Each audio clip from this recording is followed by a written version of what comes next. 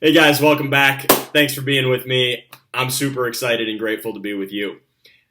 We're going to talk about how your posture determines and is related to your physiology and your psychology. So, let me tell you a little bit of a story. Harvard Business School did a study a few years back looking at the effects of power postures or disempowering postures. They broke people into two categories.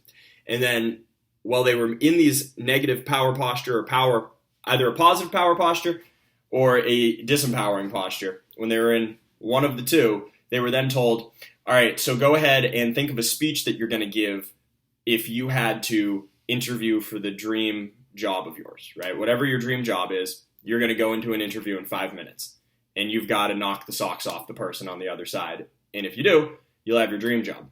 So both groups of people had to prepare while doing one of these poses, either a power pose or a disempowering pose, and then they had to go in. And the real study was to see what the effect would be of these poses on the quality of their interview. The participants thought it had to do with movement patterns that were being studied, which was why they were told you're either going to stand in a power posture or a weak posture. So, what did they find with the study? Well, they found a couple things that are all really interesting, and they directly impact you in your long-term health as well as your day-to-day health and the quality of communication you have with people and the quality of interaction you have with people. So let's pull a couple quotes from the study. The first quote that I wanted to say was the researchers, and the lead researcher was named Amy Cuddy at Harvard Business School. She said, not only do these postures reflect power, they also produce it. She goes on to say, high testosterone and low cortisol, a hormone profile that is characteristic of high status and effective leaders and is induced by power posing, is associated with reduced stress, increased sense of personal control, and increased engagement in performance in comparative tasks, or in competitive tasks, rather. So, what does that mean? Well, it means that depending on the way you move your body, you get different outcomes. And what they were saying was that by the way that you move your body in a moment as well as consistently, it determines what type of hormonal profile you have. And what type of hormonal profile you have, as well as all of the other physiology in your body, determines what psychological state you're in. And because of these three layers, right, your posture, your physiology, your psychology, those three things change the way other people look and perceive and interact with you. And then the third part of this that I thought was the most interesting out of all of it was that they noted power pose condition had no effect on body posture during the social evaluation. That was the interview. Thus, highlighting the relationship between preparatory nonverbal behavior and subsequent performance. So what does this mean? What this means is that the people were told to do either a power pose or a weak pose, and they had 5 minutes to hold the pose while they comprised what they were going to say. But once they went into the interview, they were allowed to stand or sit in any way that they wanted to. So regardless of how they presented physically in the meeting, there was a direct reflection of what they had done before going into the room. Before the evaluators ever were able to see them, the evaluators had no idea which poses they chose, but there was an impact on these people's physiology and psychology while they were out in the waiting room preparing that changed the way they interacted once they got in the room.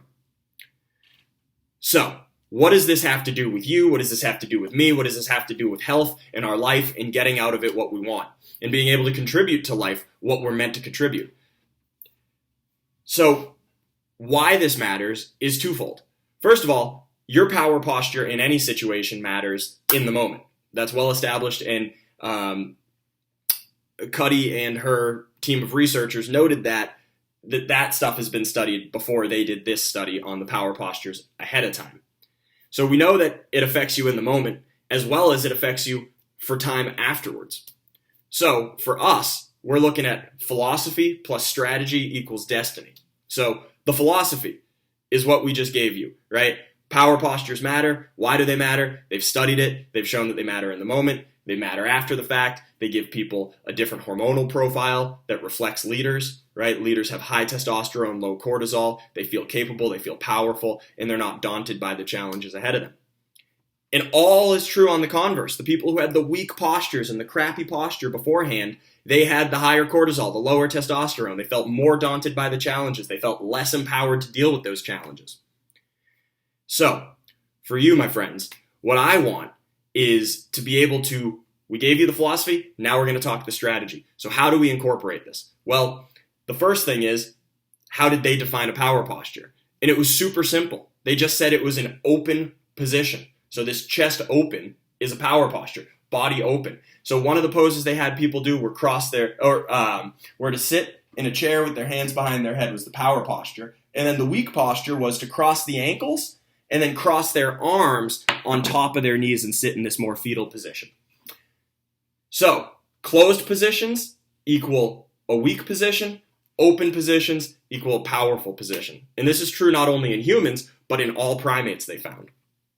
So, how does this affect you? How can you bring this forward in your life? First of all, stand tall, shoulders back, right? Simple. Also, pull the jaw back, right? You don't want to be sticking out like a turtle. That's no good for your posture either, right? So, head over the ears over the shoulders back, chest up and open. That's your power posture. If you can go through the world like this, you will drastically change the way that people perceive you and that you perceive yourself. Now, one way that I've thought about this is that your sternum, right? If you take in the middle of your chest, you have this bone. Some people call it your breastbone, right? But you could tap, you can find it right down in the middle.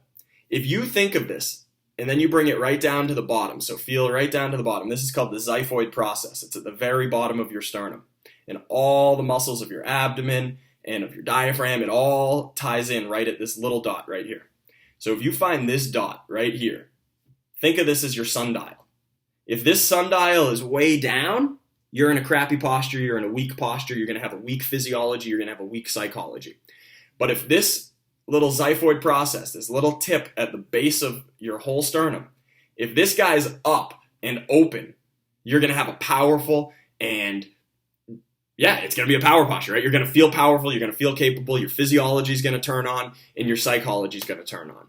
So, simple barometer, use your sternum, use the xiphoid, the base of the sternum, as your sundial to get a read on where's my power state right now, right? Am I in a disempowering position or am I in a powerful position?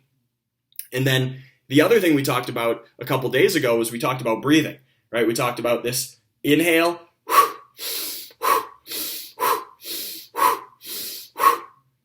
that type of breathing pattern when you do your priming in the morning. Well, again, this is an open position.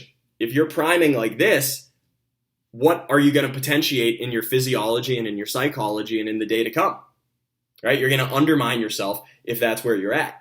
But if you're doing this with an open chest, you're going to have a power posture. And if you want to take it up to level 10, I really like doing the priming in the shower because it's a good time to do it. And it's also kind of nice with the water, right? But one of the things that I really like is if I can, first thing in the morning when I wake up, get out into the sunlight. And then do your priming in the sunlight. And even if you don't want to look like a freak and you're doing power breathing out in the middle of your neighborhood in front of all your neighbors, if you don't want to do that, just stand. Close your eyes so you don't burn out your retinas, but close your eyes and look up at the sun, smile, right? Because that's, again, a way that posture influences your physiology and your psychology. But stand there with an open chest, right? Remember, our sundial is going to be up, right? Open chest, stand there, smile, and you can put your arms up, you can do arm circles behind you, whatever you want. Open the chest, set up a power position, and that's going to carry through the day. And then if you have something that day that counts for extra, right, you have to go and meet somebody new, you have to make a connection with somebody, or maybe you need to influence somebody that matters to you, right? Maybe your kids aren't eating healthy or whatever, and you want to make the difference in their life, you want to be able to help them eat better, live better. Well, then the secret is you got to get yourself in an emotionally powerful and grounded and confident state if you want to go make the impact on other people.